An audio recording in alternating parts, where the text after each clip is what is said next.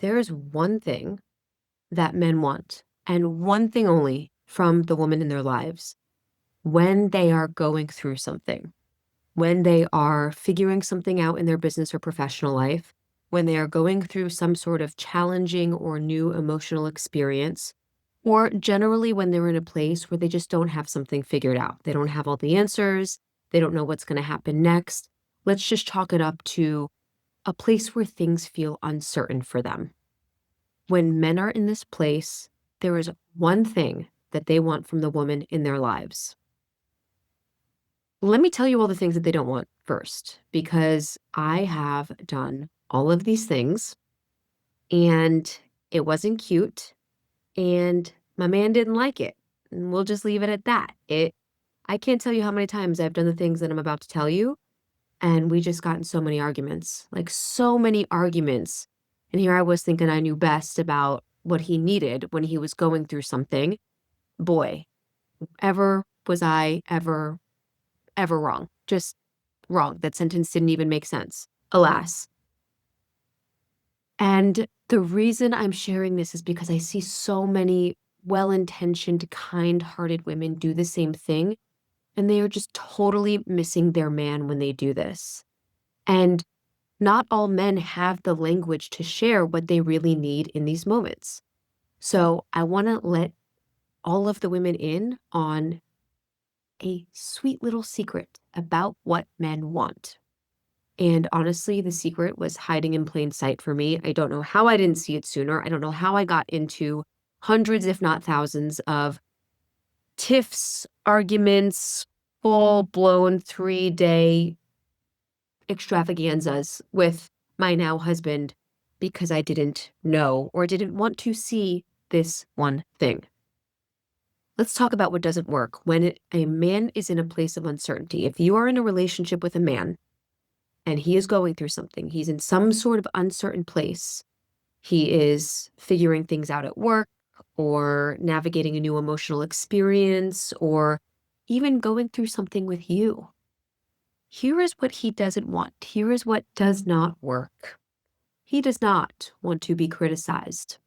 He does not want to know what he's doing it wrong and how and what he should be doing better.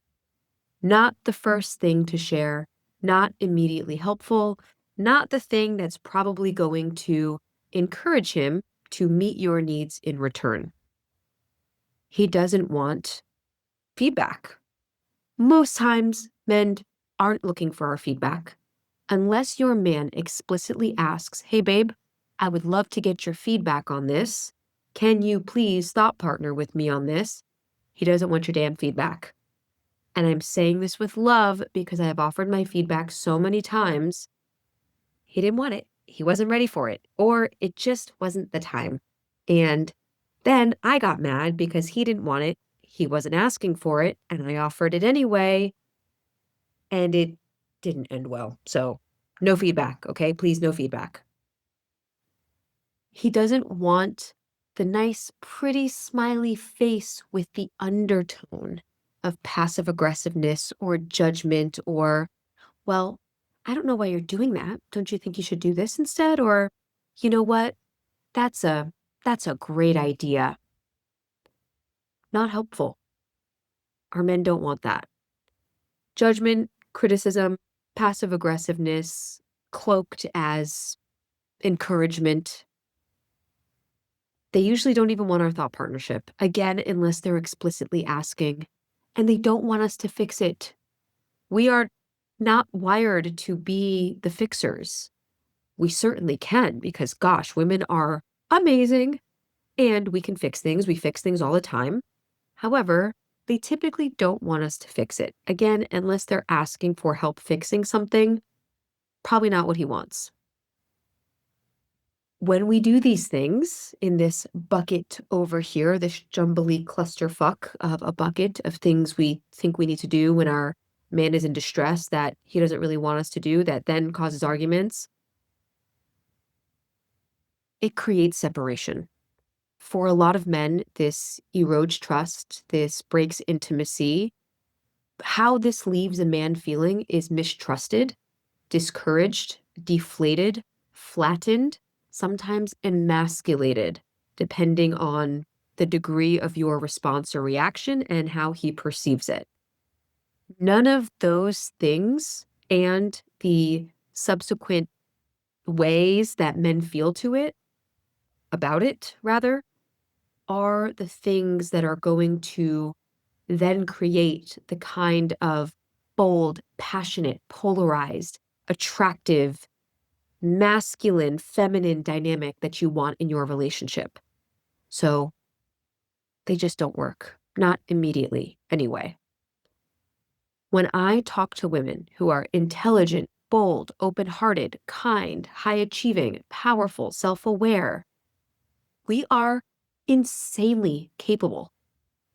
We could probably help him figure it out. Maybe we could fix it. Maybe we do know better. Maybe we do have the answer. Maybe we are seeing something that he can't see. And this is a moment where we get to practice containing that. Because not every moment is the right moment to say, hey, I know better. Hey, I can fix this. Hey, you don't know what you're doing. Not every moment is the moment to say that. In fact, most moments aren't. And so our work as women, when we find ourselves in a situation like this and we're feeling like we are busting at the seams with the answer so obvious, is we get to learn how to contain. And this is a skill that I had to learn after many arguments with my husband, where I just didn't contain myself. And my energy was like your pants after Thanksgiving dinner when you have to unbutton them because you've eaten so much that your beautiful belly is bulging over and you need some more space. So, containment is the practice that we get to be in, and all humans really do, but I'm talking to my babes out here. Containment is an internal boundary. So, when we are wanting to protect or safeguard the person in front of us from our energy, from projecting it and vomiting it all over them, we contain.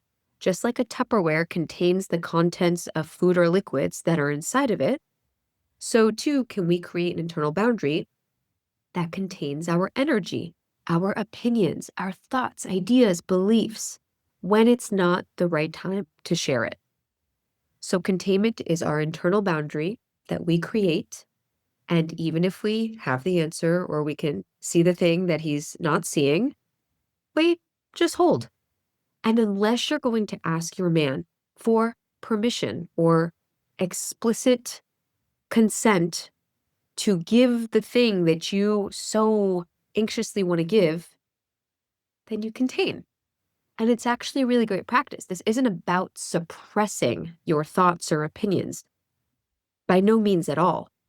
This is about having such a wide perspective over the queen and kingdom that you can see, oh, there will be a moment for me to offer this feedback, but what he really needs right now is something else. I can discern that. I have the intuition, I have the emotional intelligence to see what is and is not needed right now. And that is such both a sign of, I think, emotional and sometimes even spiritual awareness and maturity. And if we as women want healthy, thriving, polarized, attractive, passionate relationships with our man, where he is really owning and occupying his masculine energy of direction and assertiveness and confidence and leadership and clarity, then the opposite pole is the feminine, and we get to play that pole. And it's so fun to play when we know how to do it in an empowering way. And sometimes the feminine gets to contain all of the energy abounding out of her. And it's such a beautiful skill to refine. So, containment. all of the things in this cluster bucket over here that are not helpful immediately when our man is going through something are the very things that break trust, erode safety, and leave him feeling discouraged. So, what is the one thing that when he is going through something, he would love to receive from you more than anything? I mean, if you feel like you know, drop a comment below before I say it. The one thing is encouragement, recognition, appreciation. He wants to hear, hey, babe, I know you're navigating some tough questions in the business right now. I just want you to know I believe in you. You totally got this. That's it. That is literally it. Hey, babe, I know that you're going through something with your brother right now. And I just want you to know that I really trust your ability to handle that in a way that leaves the two of you better off. That's it. Hey, babe, I know you're going through something at work right now and it feels really hard. I want you to know I love you.